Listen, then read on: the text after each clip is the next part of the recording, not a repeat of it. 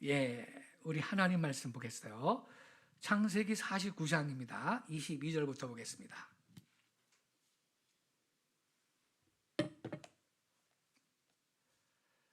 창세기 49장 22절부터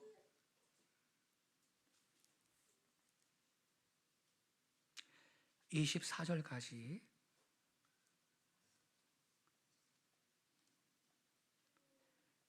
제가 낭독하겠습니다. 요셉은 무성한 가지 곧 샘 곁의 무성한 가지라. 그 가지가 담을 넘었도다. 활 쏘는 자가 그를 학대하며 적개심을 가지고 그를 쏘았으나 요셉의 활은 도리어 굳세며 그의 팔은 힘이 있으니 이는 야곱의 전능자 이스라엘의 반석인 목자의 손을 힘입음이라. 아멘. 금요일 심야 기도회에 오신 우리 귀한 성도님들을 예수님의 이름으로 축복합니다. 우리가 먼저 말씀을 잠깐 상고하고 그 다음에 말씀 붙들고 개인적으로 부르짖는 기도회 시간을 갖겠습니다.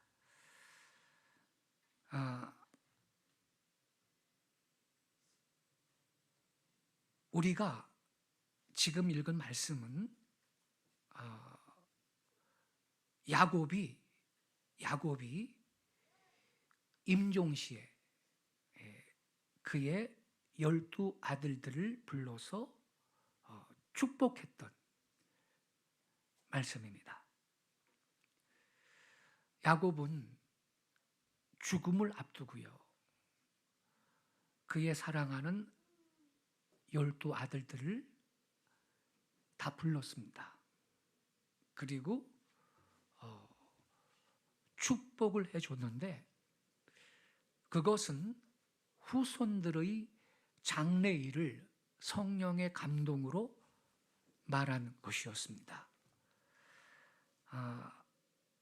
제가 49장 1절을 읽을게요. 야곱이 그 아들들을 불러 이르되 너희는 모이라. 너희가 후일에 당할 일을 내가 너희에게 이르리라. 뭐라 그랬어요? 후일에 당할 일을 내가 너희에게 이르리라. 그래서 이 창세기 49장 전체는 야곱이 임종하기 전에 그의 후손들의 장래일을 예언한 겁니다. 오늘 저녁에 우리가 읽은 이 본문 말씀은 야곱이 요셉에 대해서 했던 예언입니다. 그리고 요절은 22절 말씀입니다. 2절 말씀 우리 다 같이 한 번만 더 읽겠습니다. 시작. 요셉은 무성한 가지 곧 샘 곁에 무성한 가지라. 그 가지가 담을 넘었도다. 야곱이 요셉한테 뭐라 그랬나요? 요셉은 무성한 가지 곧 샘 곁에 무성한 가지다. 그 가지가 담을 넘었다. 요셉은 담장을 넘은 무성한 가지라고 말했습니다. 이게 무슨 뜻일까요, 여러분? 담장을 넘은 무성한 가지라. 어떤 의미를 갖고 있을까요? 이 말은요, 자신의 영역을 넘어서 더 큰 역할을 한다라는 뜻입니다. 자신의 한계를 넘어서 더 크고 위대한 일을 할 것이다, 이런 의미입니다. 요셉은 한 가물이라는 범위를 넘어서 기근에 처했던 애굽의 위기를 해결해 줬습니다. 또 애굽 주변 나라들의 어려움도 함께 극복을 시켜줬습니다. 그래서 요셉은 전 세계적인 영향력을 발휘했던 위대한 인물이었던 것입니다. 과연 그는 담장을 넘은 무성한 가지가 되었던 것입니다. 저는요, 요즘에 우리 대한민국의 모습을 볼 때 창세기 49장 22절 야곱이 요셉에게 축복했던 말, 담장을 넘은 무성한 가지라는 이 말씀이 연상이 돼요. 왜냐하면 작금의 대한민국 모습이 그래요. 우리나라는 우한폐렴, 이 코로나19를 전 세계에서 가장 잘 통제하고 있는 나라입니다. 그 결과 우리의 뛰어난 방역 경험을 전 세계가 모델로 삼고 있습니다. 그리고 우리나라는 우수한 한국산 진단키트를 세계 120여 개 나라에 공급을 하고 있습니다.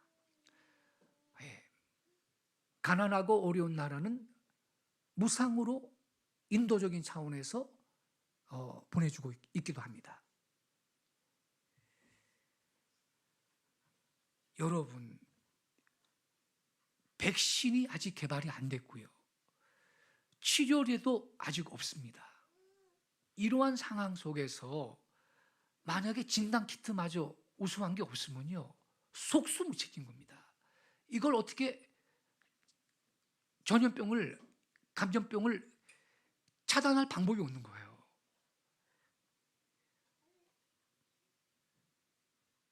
그래서 현재 말이죠, 이 진단키트는요, 코로나19를 극복하는 데 필수적인 도구인데 우리 한국산 우수한 진단키트가 세계 120여 개국 이상의 나라들 가운데 이게 공급이 되고 있잖아요.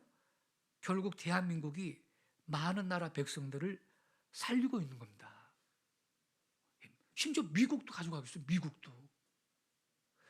여기에서 땅끝인 이스라엘도 우리 진단키트를 갖고 갔어요.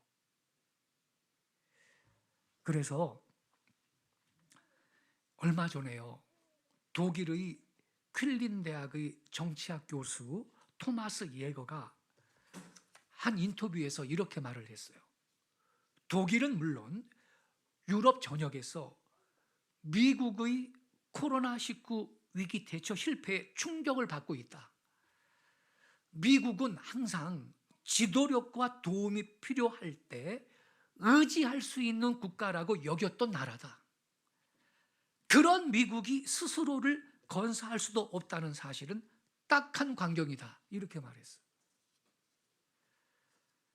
그랬죠. 사실 미국이라는 나라는요, 지도력과 도움이 필요할 때 의지할 수 있는 국가가 미국이다. 이러한 인식이 있었어요. 예. 부강한 나라니까. 예. 과학기술도 발전한 나라니까. 인류 선진국가니까. 근데 코로나19 이 팬데믹 상황에서는 전혀 그게 아닌 거예요, 미국이.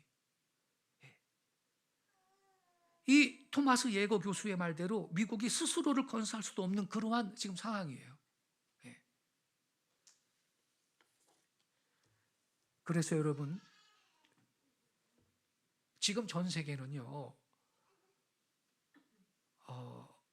이 코로나19 팬데믹 아래서 미국의 리더십 부재를 여실히 확인하고 있습니다.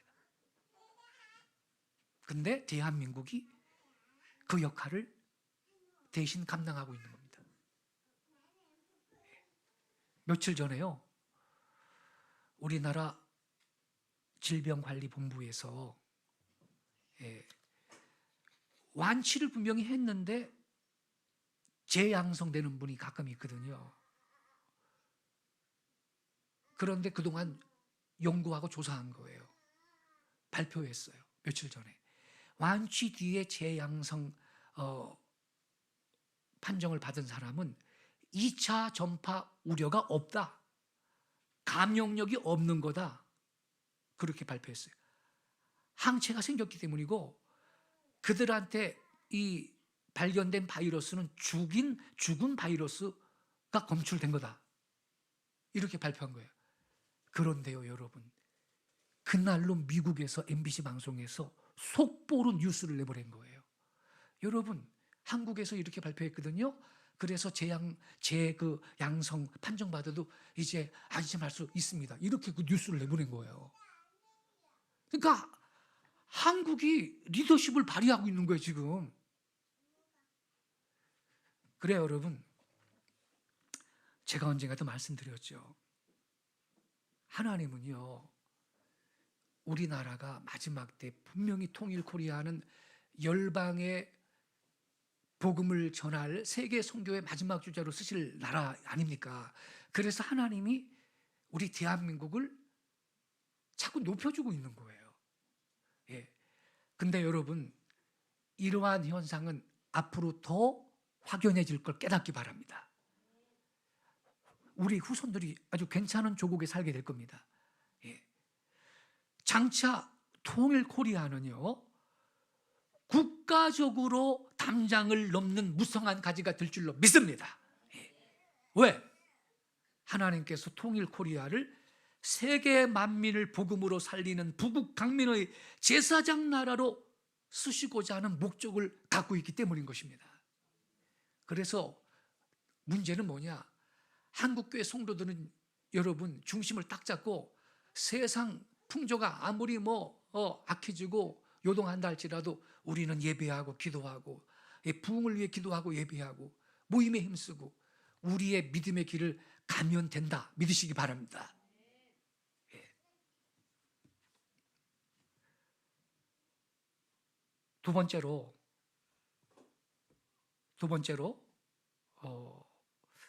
야곱이가 요셉한테 담을 넘는 무성한 가지다, 이렇게 예언을 했어요. 방금 말씀드렸듯이 그 의미가 뭐라고요? 자신의 영역을 넘어서 주변 여러 곳에 영향력을 끼친다라는 뜻이에요. 그렇다면 여러분, 요셉이 그렇게 담장을 넘는 무성한 가지로 성장한 근본적인 이유가 있다면 뭘까요? 이걸 찾아내야 되거든요. 성경에 뭐라고 써 있어요? 창세기 49장 22절에 요셉은 무성한 가지, 곧 어느 곁에 무성한 가지라고 써 있나요? 셈 곁에 무성한 가지라. 여기에 답이 있어요. 어디 곁에 무성한 가지라고요? 셈 곁에 무성한 가지라.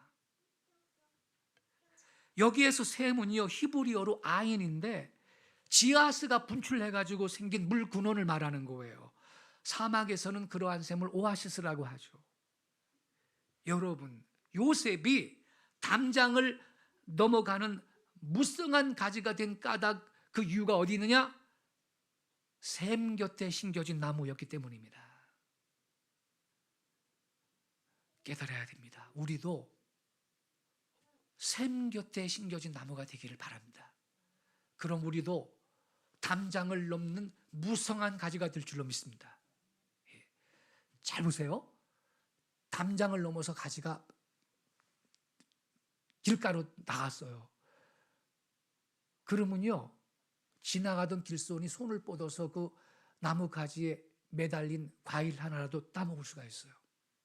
무성한 가지야. 그것도 무성한 가지에 이 내 담을 넘어서 가지가 이 바깥으로 나갔는데 가지가 무성한데 거기에 열매가 막 맺혀 있어요. 지나가던 길손이 그걸 따먹을 수 있어요.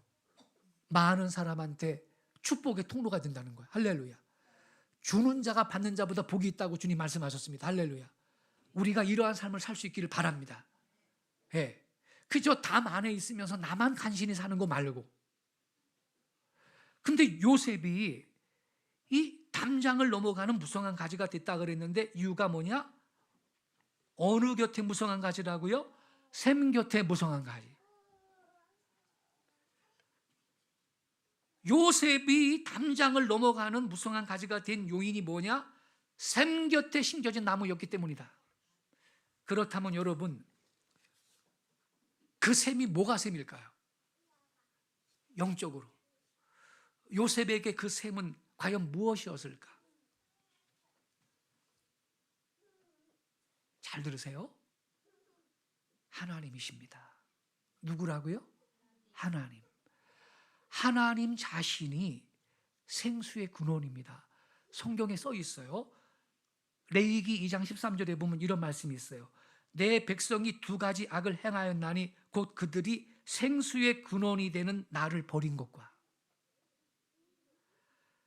하나님이 자기를 가리켜서 뭐라고 말씀하셨다고요?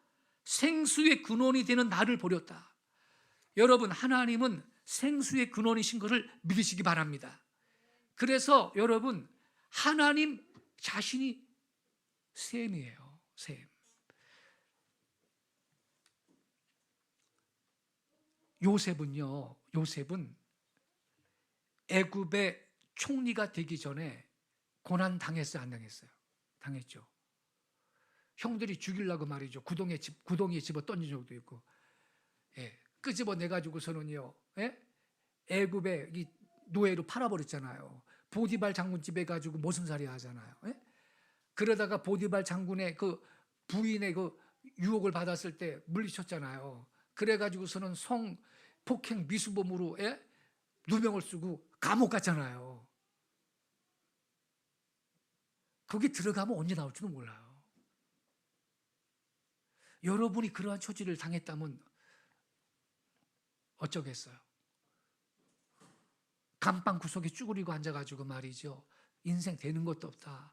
내가 하나님을 섬겼는데 하나님 어쩌면 나한테 이럴 수 있느냐? 혹시 이러지 않겠어요? 근데 있죠, 여러분, 요셉은요, 그런 절망적인 환경에 처박혀 있을 때도 끝까지 하나님 곁에 머물렀습니다.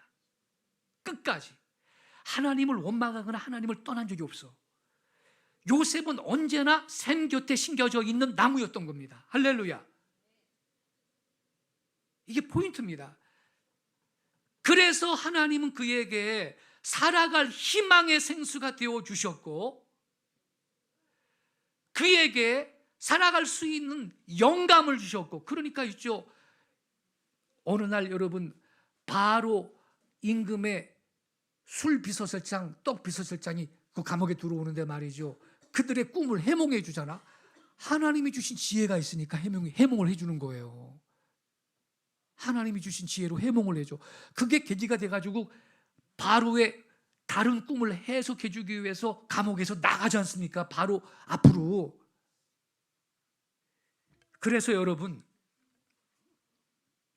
요셉이 담장을 넘어가는 무성한 나무 가지가 된 이유가 어디에 있느냐?